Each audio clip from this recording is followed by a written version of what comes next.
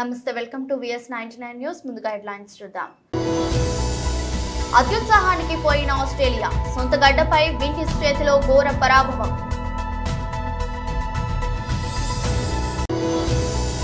బాల్నగర్ మండల కేంద్రంలో విలేకరుల సమావేశం.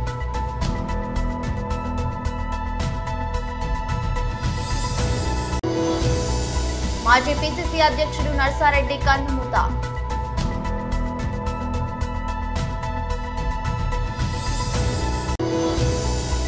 పార్టీలకు అతీతంగా నియోజకవర్గ అభివృద్ధికి తన వంతు కృషి చేస్తున్నట్లు మెదక్ ఎమ్మెల్యే మైనంపల్లి రోహిత్ అన్నారు. ఆస్ట్రేలియా గడ్డపై వెస్టిండీస్ జట్టు సరికొత్త రికార్డు సృష్టించింది. బ్రిస్బేన్ లోని గబ్బా వేదికగా జరిగిన రెండో టెస్టులో 8 వికెట్ల తేడాతో ఘన విజయం సాధించి 27 ఏళ్ల తర్వాత కంగారు గడ్డపై ఆ ఘనత సాధించింది. కరీబియన్ జట్టు చివరిసారి 1997లో ఆస్ట్రేలియాలో ఆ జట్టుపై 207 పరుగులతో విజయాన్ని అందుకుంది. ఆ తర్వాత మళ్లీ ఇన్నేళ్లకు మరో విజయం అందుకుంది. నిజానికి ఈ టెస్టులో ఓటమిని విండీస్ చేతులుగా కొని తెచ్చుకుంది. విండీస్ తన తొలి ఇన్నింగ్స్ లో 311 పరుగులకు ఆల్అౌట్ అయింది.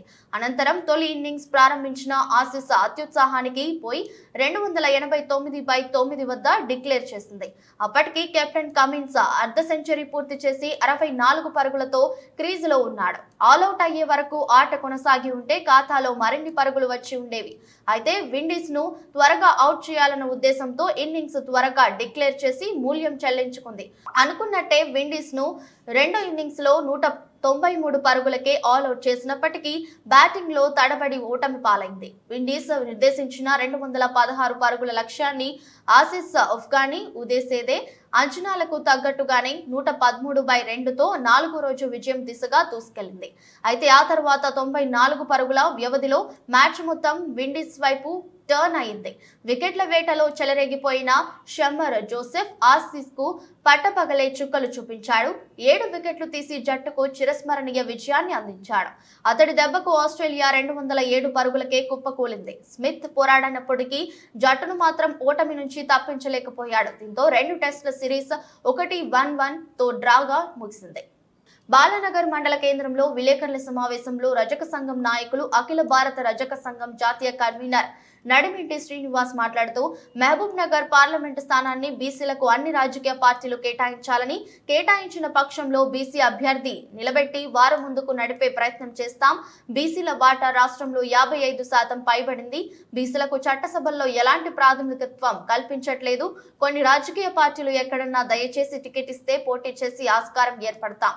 అందుకనే సమాజంలో ఉన్నటువంటి అన్ని బీసీ కులాలకు, కుల సంఘాలకు పోరాటాన్ని ఉధృతం చేస్తాం.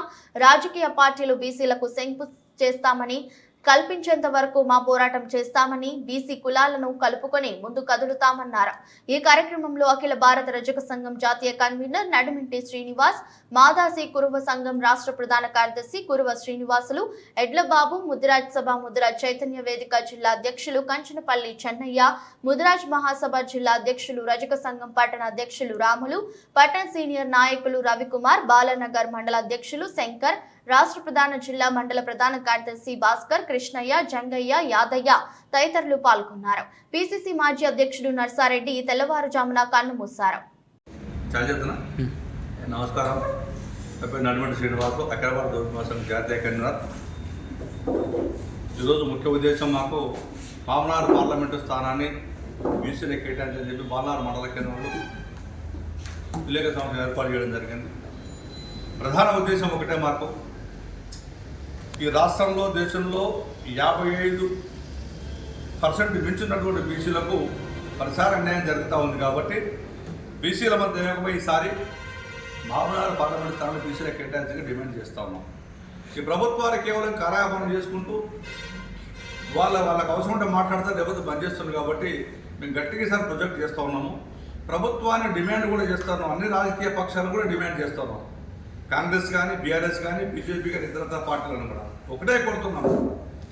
మీరు బీసీల కనుక పార్లమెంట్ సీటు కేటాయించక పక్షంలో మహబూబ్నగర్ పార్లమెంట్ స్థానాన్ని కష్టంగా మా పోరాటం ఉధృతం చేస్తాం. బలమైన బీసీ నాయకుని ముందర వెళ్ళి ప్రతి సిద్ధంగా ఉన్నాం. దీంట్లో 156 కులాలు బీసీ కులాలు ఉన్నాయి. 156 కులాల్లో కలిసి వచ్చే కులాలను కలుపుకొని ముందుకు కదులుతాం. మెజార్టీ ఉన్నటువంటి కులాలను కూడా తీసుకొని కదులుతాం. అందుకే మేము ఒకటే కొడుతున్నాం, బీసీలు అలా వెళ్ళకుండా మన హక్కులు మనం కాపాడుకుందాం. మనం ముందుకు రానన్నాళ్ళు, మనం ఫైట్ చేయనన్నాళ్ళు ఈ పాలకులు మనం ఎప్పుడు కూడా తొక్కే పని చేస్తారు. కాబట్టి ఒక్కసారి మెలకురండి బీసీలు అని చెప్పి బీసీ సమాజాన్ని మీ ద్వారా విజ్ఞప్తి చేస్తా ఉన్నాను నేను. అందుకే ఒకటే కోరుతున్నాం, ఈ స్వతంత్రం ఏర్పడిన తర్వాత 55 ఉన్నటువంటి ఈ చట్టాలు ఏర్పడినప్పుడు అప్పుడు పార్లమెంట్ ఎన్నికలు 13 సార్లు జరగడం జరిగింది. 13 సార్లు మామూలు ఎన్నికలు జరిగితే 10 సార్లు అగ్రకులాలకు ఇచ్చి 3 సార్లు మనకు బీసీలకు ఇవ్వడం జరిగింది. అంటే 55% ఉన్నటువంటి మేము పాలమూరు జిల్లాలో మెజార్టీ ఉన్నటువంటి బీసీలము, మరి మాకు ఎందుకు మీరు ఓటు చేయట్లేదు?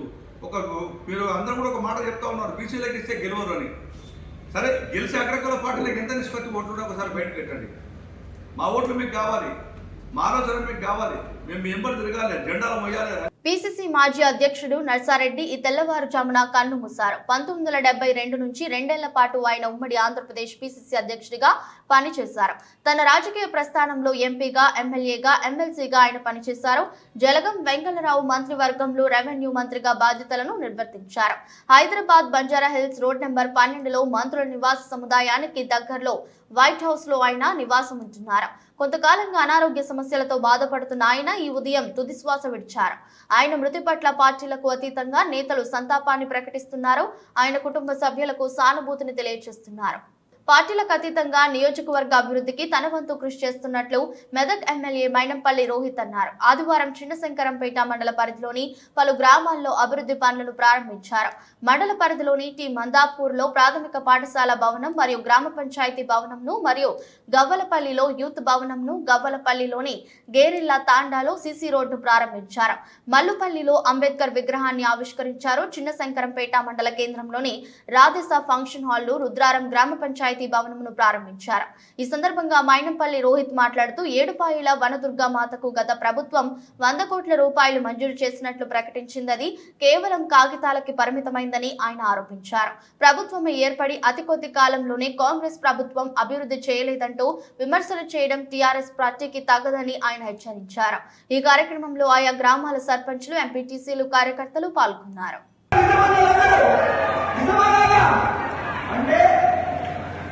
మీ ప్రతి కష్టంలో నేను పాల్పంచుకొని అన్ని సమస్యలు కూడా తీర్చే విధంగా నేను పనిచేస్తానని చెప్పి మీకు మాట ఇవ్వడం జరిగింది. ఆ మాట ఇచ్చిన విధంగానే మీ ప్రతి కష్టంలో పాల్పంచుకుంటా, మీ ప్రతి సమస్య తీర్చుతా అని చెప్పి మీ అందరూ కూడా పేరు విజ్ఞప్తి చేసుకుంటా ఉన్నా. ఇలా ఒకటే చెప్తా ఉన్నదాన్ని, ఇలా ఎన్నికలై నెల కాకముందే మళ్ళా దొంగలు వస్తుంది. పనికి రాని మాటలు అన్ని కూడా అబద్ధపు మాటలు మాట్లాడుతూ ఉన్నారు. ఇలాగేమైనా సిగ్గు శరం ఉన్నదా? మొన్నలాగా 10 ఏళ్ళు ఇల్లే కదా ఉన్నది, 10 ఏళ్ళు ఇల్లే మన జీవితాలను నాశనం పట్టించింది. ఇప్పుడు మళ్ళా నెల కూడా కాకముందు మళ్ళా వచ్చి మళ్ళా నాశనం పట్టించే ఒక ప్రయత్నం చేస్తా ఉన్నారు. మన మధ్యలో కూడా ఆడాల లంగలు దొంగలు ఉంటారు, వాళ్ళ మాటలు నమ్మొద్దు అని చెప్పి మీ అందరూ కూడా తెలియజేసుకుంటా ఉన్నాం. ఇప్పుడు నేను ఒకటే చెప్తా ఉన్నా, నెలలే అవుతుంది ఎన్నికలై నెల అవుతున్నది. ఇప్పుడే మా కుటుంబ సభ్యులు నాకు మధ్యలో పంచాయతీ పెట్టే ప్రయత్నం చేస్తున్నారు. ఎంతమంది పంచాయతీ పెట్టే ప్రయత్నం చేసినా నా ఎన్నిక బిడ్డ అని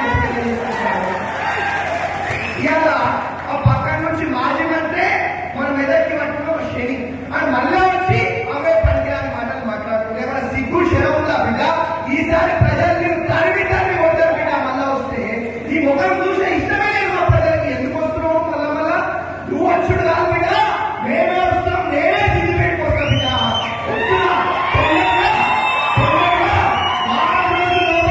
ఈ సిద్ధి పెట్టి నేనే వస్తాం బిడ్డ. నువ్వు చేసిన ఘనకార్యాలు ఏది, నువ్వు చేసిన అవినీతి ఏది మా సిద్దిపేట ప్రజలకు కూడా చెప్తా. కథలు పడుతున్నావా? రాజకీయాన్ని అడ్డుపెట్టుకుని భూ కబ్జాలకు పాల్పడుతున్న కార్పొరేటర్ పేదలపైన జులుం జలిపిస్తుందన్న కార్పొరేటర్ అనుచరులు. సులభంగా డబ్బులు సంపాదించుకునేందుకే రాజకీయాల్లోకి వస్తున్న బడాబాబులు. ఖాళీ స్థలం కనిపిస్తే చాలు కళ్ళు భూ కబ్జా కోర్లు కళ్ళు ఎర్రగా మారిపోతాయి. రాజకీయ నాయకులకు ఏమన్నా సిగ్గుసరం ఉన్నదా? నిరుపేదల జీవితాలతో చెలగాటమాడుతున్న బీఆర్ఎస్ నాయకులు రాజకీయాన్ని అడ్డుపెట్టుకుని సంపదలు సంపాదించుకోవడానికి రాజకీయ విధంగా ఉంది వీళ్ల పద్ధతి. ముదం నరసింహ యాదవ్ అనుచరులు స్నాచర్లు దొంగలు పరుచుకుంటున్నట్టుగా ఉంది బీఆర్ఎస్ రాజకీయ నాయకుల పద్ధతి. గతంలో రియల్ ఎస్టేట్ వ్యాపారంలో ఎన్నో భూ కబ్జా కేసులకు పాల్పడిన వ్యక్తి ముద్దం నరసింహ యాదవ్. ఆయన అనుసరుడు చందు యాదవ్ కరెంటు డిపార్ట్మెంట్ కు చెందిన వ్యక్తిపై చేయి చేసుకుని మీటర్ లాక్కెళ్లినట్లు చందు యాదవ్ పై చర్యలు తీసుకోవాలని కరెంటు సిబ్బంది అలాగే స్థల యజమాని ఇలాంటి అరాచక నాయకులపై చర్యలు తీసుకొని మరొకసారి ఇలాంటి చర్యలకు పాల్పడితే సహించే ప్రసక్తే లేదు అని కారాఖండిగా చెప్తున్న స్థల యజమాని. అస్మత్పేట్ సాయి సాగర్ ఎంక్లూ ద్వారా మా ప్రాపర్టీ అని ఉన్నది ల్యాండ్. అయితే మేము ఎన్ని వందల గజాలు అది? 1300 గజాల ల్యాండ్. Survey number? మేము అక్కడ కరెంట్ మీటర్ అనేది సర్వే నంబర్ ఎంత? Survey number 1 part. యాక్చువల్లీ అక్కడ వచ్చేసి కరెంట్ మీటర్ లీగల్గా డాక్యుమెంటేషన్ వచ్చి అప్లై చేస్తే మాకు అప్రూవల్ వచ్చింది. కరెంట్ మీటర్ వస్తే లైన్ మ్యాన్ ఫోన్ చేస్తే మా వ్యక్తిని పంపించాను కరెంట్ మీటర్ ఫిక్స్ చేయించుకోనండి. అక్కడ ఫిక్స్ చేసే క్రమంలో లోకల్ కార్పొరేటర్ ముద్దం నరసింహ మంచి చందు యాదవ్ అని ఒక వ్యక్తి ఇచ్చి భయభ్రాంతుల్ని చేసేసి కరెంట్ మీటర్ అనేది లాక్కొని వెళ్ళారు. గవర్నమెంట్ ఆఫీషియల్ పనిచేసేటప్పుడు ఒక గవర్నమెంట్ వ్యక్తి పనిచేసేటప్పుడు కూడా ఇక్కడ నుంచి అధికారం వచ్చింది. గవర్నమెంట్ ఆఫీషియల్ని కూడా ఫోన్ చేసి భయభ్రాంతుల్ని చేసి కూడా కరెంట్ మీటర్ లాక్కొని పోవడం అనేది కరెక్ట్ కాదు.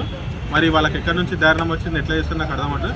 మా వ్యక్తిని అనేది ఇబ్బంది పెట్టేసి లాక్కొనేసి వెళ్ళాడు అక్కడ నుంచి కరెంట్ మీటర్ అనేది. మీరు దీన్ని తీసుకోవాలి, ముంగడ అధికారులకు ముందుకు తీసుకోవాలని నేను కోరుకుంటున్నాను. అంటే మీరే కొనుక్కున్న ప్రాపర్టీ అది. అంటే ఆయన వచ్చి అట్లా బెదిరించడానికి గల కారణం ఏంటి అనుకుంటున్నారు? నాకు తెలియదు ఇప్పటివరకు. ఫస్ట్ ఇవాళ నేను మా ఫ్రెండ్స్ కలిసి పర్చేజ్ చేస్తాం ఆ ప్రాపర్టీ. మళ్ళీ లోకల్ లీడర్ అనేసి వస్తుండా ఎట్లా వస్తుందో నాకు అర్థం అవ్వట్లేదు. అంటే ఆయన ఏమన్నా కమిషన్ కావాలని ఏమన్నా ఎక్స్పెక్టేషన్ చేస్తున్నట్టు తెలియదు. అది ఏంది ఉన్నది అనేది. ఇప్పుడు మీటర్ గురించి అయినా సాహసం ఎందుకు చేస్తారు? ఏదైనా ఉంటే వచ్చి లోకల్లో మాట్లాడు. మీటర్ గురించి సాహసం ఆయన ఎవరేమన్నా గవర్నమెంట్ ఆఫీషియల్ తీసుకోవడానికి మీటర్? ఆ చందు యాదవ్ అనే పర్సన్ వచ్చి మా వ్యక్తితో మేము ముద్దం నరసింహ లోకల్ కార్పొరేటర్ని మంచిని అని గుంజుకొని పోయిండు మావంతో అని చెప్పేసి. అది అనేది జరిగింది. మావన్ కూడా ఇబ్బంది పెట్టేసి గుంజుకొని పోయారు అక్కడ నుంచి కరెంట్ మీటర్ అని. గవర్నమెంట్ ఆఫీషియల్ పెడితే అట్లా జరగదు కదా, తీసుకొని పోడు. మీకు ఏమైనా బెదిరింపు కాల్స్ వచ్చాయా? నాకు రాలేదు. ఇంతవరకు జరిగింది. సైడ్ ఏమి ఇంతమంది క్లీనింగ్ చేసుకొని అంతా నీట్గా వేసి పెట్టుకున్నాము.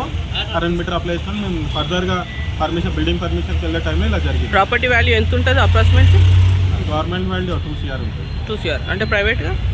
ఇలా తెలియదు ప్రైవేట్లో. అంటే ఒక 6 crores ప్రాపర్టీ, 10 crores ప్రాపర్టీకి ఎసరు పెట్టారంట. ఎంత ఉంటుంది? 5 CR వరకు ఉంటుంది ప్రైవేట్లో. Okay sir. బిగించడానికి వెళ్ళాము. స్తంభానికి బిగించాడు మీటర్. బిగించిన తర్వాత వీళ్ళు వచ్చి ఆపారు. లైన్మెన్కి ఫోన్ చేసి మీటర్ ఇప్పుడు రన్ చేయొద్దు, కాక వచ్చినాక మాట్లాడి కలెక్షన్ తీసుకోవాలి అని చెప్పారు. లైన్మెన్ వెళ్ళిపోయాడు అక్కడికి వెళ్ళి. కాక అని చెప్పారు. నాకు అంటే ఎవరు ఎవరు తెలియదు, కానీ ఆయన చెప్పిండు. తర్వాత ఆయన లైన్మెన్ వెళ్ళిపోయినాక వచ్చి మీటర్ తీసుకొని వెళ్ళిపోయాడు. కార్పొరేటర్ ముద్దం నరసింహ మనిషి చందు యాదవ్, ఇంకొక అతను వచ్చి ఇద్దరు వచ్చి మీటర్ తీసుకొని వెళ్ళిపోయారు. నేను ఏమైనా బెదిరింపు లాంటివి ఏమైనా చేశారా? ఏదన్నా వచ్చినా మా కాక వచ్చినాక మాట్లాడి సాల్వ్ చేసుకోండి అని. ఆయన ఎవరంటే ఆయన ప్రజలచే ఎన్నుకోబడ్డా లేకపోతే ప్రభుత్వ అధికారి అంటారు ఆయన? మీరు వాళ్ళ ఫోటోలు తీసిరా? వీడియోలు తీసిరా? ఫోటో తీసాను. ఉందా? తీసేటప్పుడు తీయలేదు. ఫోటో ఉందా? నేరేడ్మెట్ పోలీస్ స్టేషన్ పరిధిలో రెచ్చిపోయిన చైన్ స్నాచర్లు. నేరేడ్మెట్ పోలీస్ స్టేషన్ పరిధిలోని కృపా కాంప్లెక్స్ ప్రాంతంలో ఇంటి ముందు ముగ్గు వేస్తున్న వృద్ధురాలు మెడలో నుండి 3 తులాల బంగారం చైన్ కొట్టేసిన చైన్ స్నాచర్స్. పొద్దున్నే ఇంటి ముందు ముగ్గు వేస్తుండగా బైక్ పై వచ్చిన 2 దుండగులు విజయలక్ష్మి 76 సంవత్సరాల వృద్ధురాలు మెడలో నుండి బంగారు గొలుసును బలవంతంగా లాక్కెళ్లారు. వృద్ధురాలు ఎంత పెనుగులాడినా విడవకుండా కింద పడేసి మరీ చైన్ తస్కరించారు. ఈ దృశ్యం అక్కడ ఉన్న CCTVలో రికార్డ్ అయింది. విషయం పోలీసులకు ఫిర్యాదు చేయడంతో పోలీసులు చైన్ స్నాచర్లను పట్టుకునే ప్రయత్నాలు చేస్తున్నారు.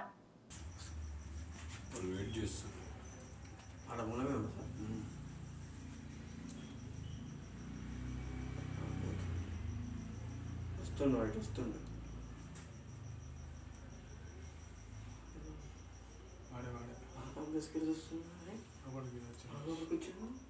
ఇంకొక కారణం ఉంది ఆ గల్లీలో ఉంది.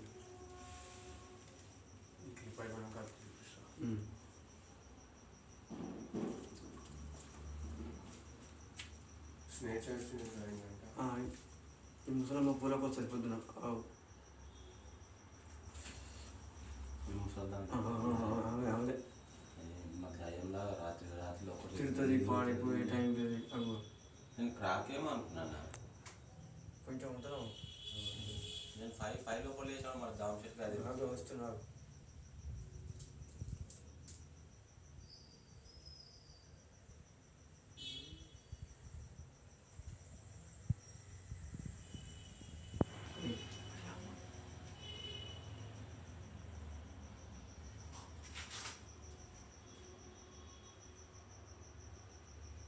అమ్మయ్య పడలే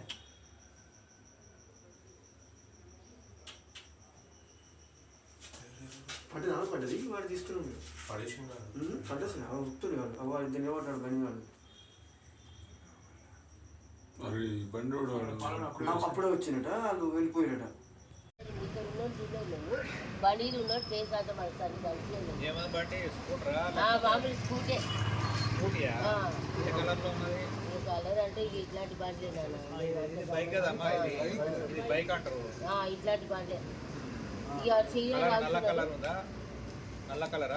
కలర్ చీర తాగుతున్నాను ఆ బండి ఉన్న వాళ్ళనే చూశాను మేము అంత గమనించాను అప్పుడే వచ్చేస్తున్నాము చెట్టు బీరపు కలర్ ఉంది దానికి ముందు బండిలో ఇక్కడ ఉన్న వాళ్ళని చూడలేదు ఆ బండి పైన చీర తాగుతున్నాడు ఒకడు వెనకాల ఉన్నాడు వెనకాల 25 ఏళ్ళు ఉంటున్నాడు మేము అప్పుడే బండిలో వస్తున్నాము. ఎంతమంది ఉన్నారు బండి మీద? 2 ఉన్నారు పిల్లలు. ఈమెను అడుగుతుందంట ఒళ్ళు పిఎస్ ఎక్కడ అని అడుగుతుందంట. మేము చైన్ ఎత్తుకోయిందని వాళ్ళు గమనించలేదు పడ్డదేమో అరుస్తుందని మేము అనుకున్నాం. ఇటు వెనుక ఇట్లా ఎక్కిపోయింది మా బాబు పట్టుకొని రాగానే ఉత్తనే ఉన్నారు. ఇంకా నన్ను ఇలా దింపేసి ఎట్లా వచ్చేసి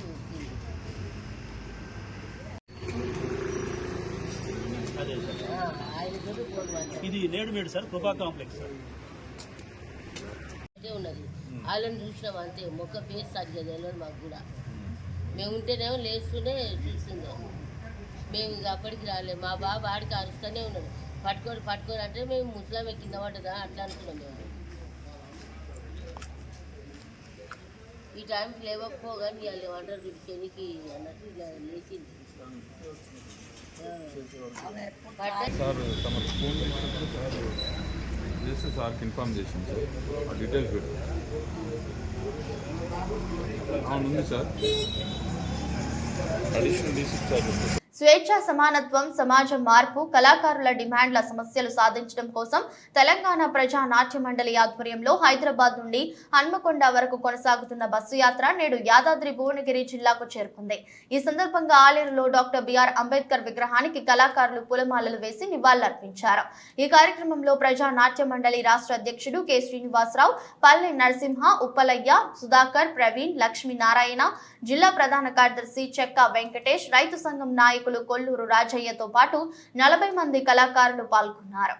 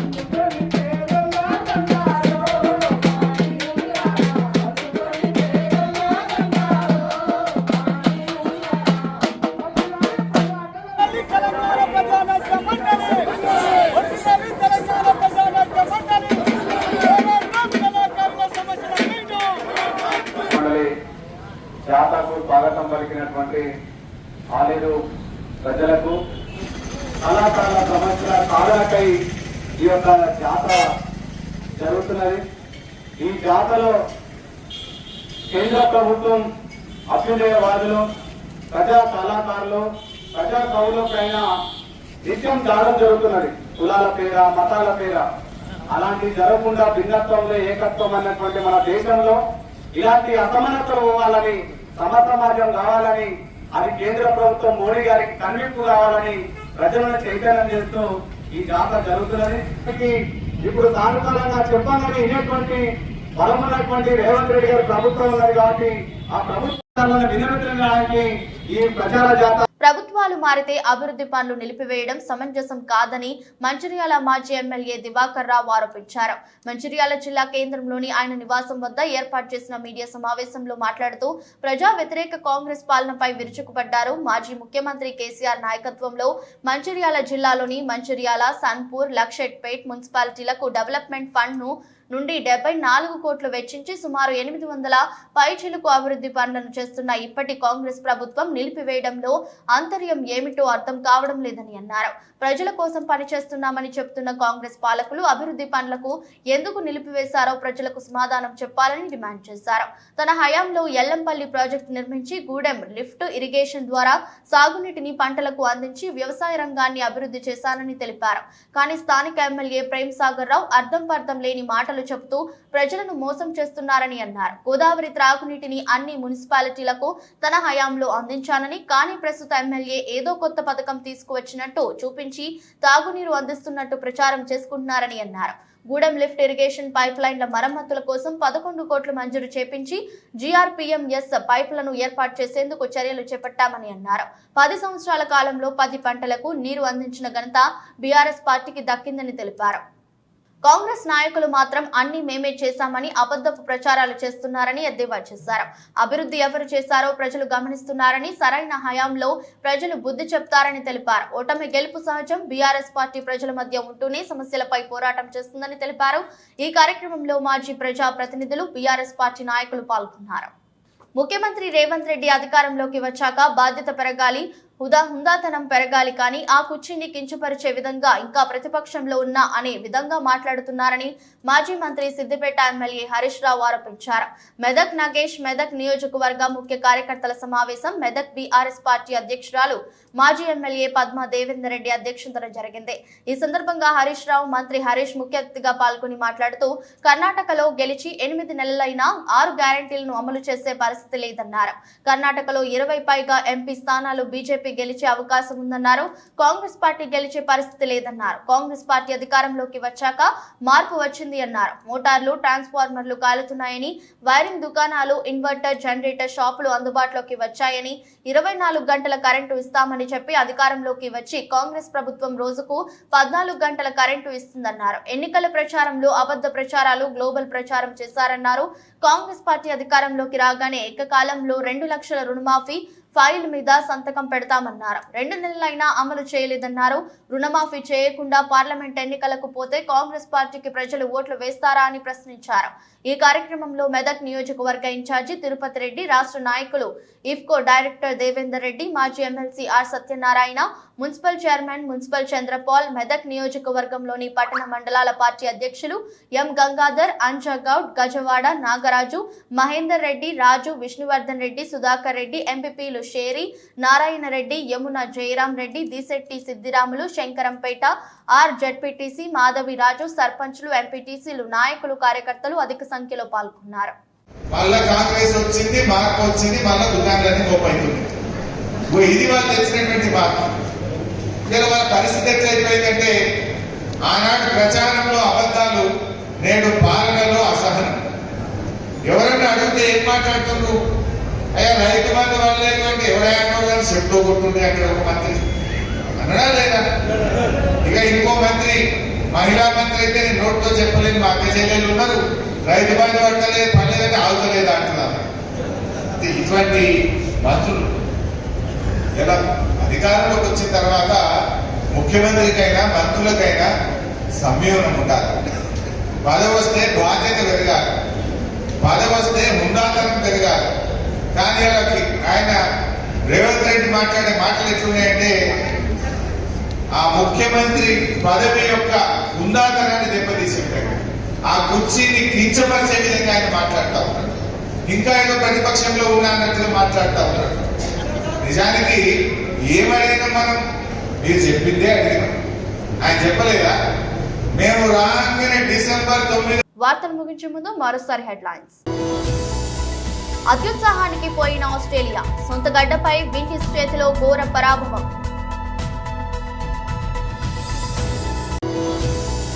బాల్నగర్ మండల కేంద్రంలో విలేకరుల సమావేశం.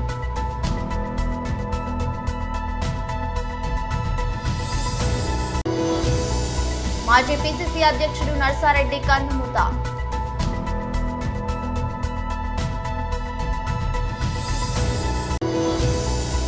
పార్టీలకు అతీతంగా నియోజకవర్గ అభివృద్ధికి తన వంతు కృషి చేస్తున్నట్లు మెదక్ ఎమ్మెల్యే మైనంపల్లి రోహిత్ అన్నారు. ఇది రోజు బులెటిన్. మరో బులెటిన్లో మళ్ళీ కలుద్దాం. అంతవరకు సెలవు. నమస్కారం.